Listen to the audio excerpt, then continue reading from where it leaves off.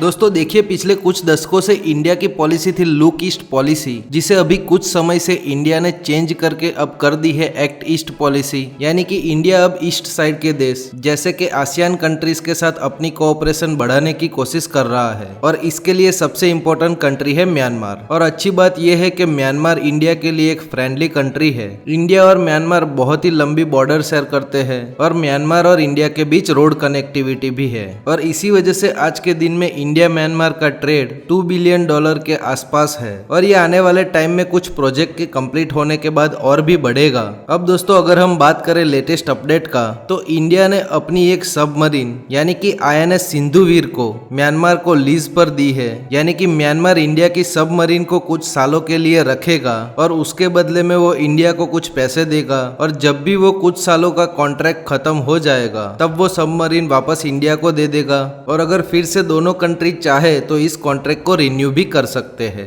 दोस्तों ये जो INS सिंधुवीर सबमरीन है वो इंडियन नेवी में 1988 में कमीशन की गई थी और तब से लेके आज तक वो इंडियन नेवी को अपनी सर्विस दे रही थी और इंडिया ने इस सबमरीन को रिफर्बिश्ड करके म्यांमार को दी है। अब दोस्तों देखिए, म्यांमार चाहता तो वो नई सबमरीन खरीद सकता था रशिया या फिर चाइना से, लेकिन इंडिया ने म्यांमार को बहुत अच्छी ऑफर दी और इंडिया ने म्यांमार की नेवी को ट्रेनिंग और अदर सपोर्ट का भी ऑफर दिया और म्यांमार को भी फायदा था कि उसे नई सबमरीन लेने का बड़ा खर्चा करने के बजाय लीज पे सबमरीन मिल रही है और जिसमें उसे पेमेंट भी कम और इंस्टॉलमेंट में करनी होगी। अब दोस्तों यहाँ पे सवाल ये आता है कि इंडिया के पास ऑलरेडी सबमरीन की शॉर्टेज है तो फिर इंडिया क्यों म्यांमार को सबमरीन लीज पर दे रहा है। तो दोस्तों देखिए, इंडिया को ये सब करना पड़ रहा है चाइना के इन्फ्लुएंस को रोकने के लिए, क्योंकि कुछ समय पहले चाइना ने बहुत ही सीक्रेटली बांग्लादेश के साथ डील करी और बांग्लादेश को 2 सबमरीन दी और इसी वजह से बांग्लादेश चाइना पे डिपेंडेंट हो गया, क्योंकि अब आने वाले कई दशकों तक बांग्लादेश को सबमरीन के मेंटेनेंस और उसके टॉर्पीडोज या बाकी हथियारों के लिए चाइना पे डिपेंड रहना पड़ेगा।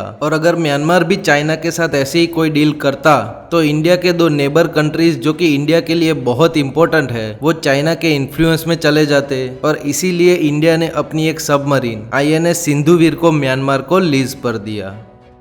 तो दोस्तों आप इसके बारे में क्या सोचते हो मुझे कमेंट सेक्शन में बताना जरूर। अगर आपको वीडियो पसंद आए तो वीडियो को लाइक कर दीजिए, शेयर कर दीजिए, चैनल को सब्सक्राइब करना मत भूलिएगा। Thanks for watching.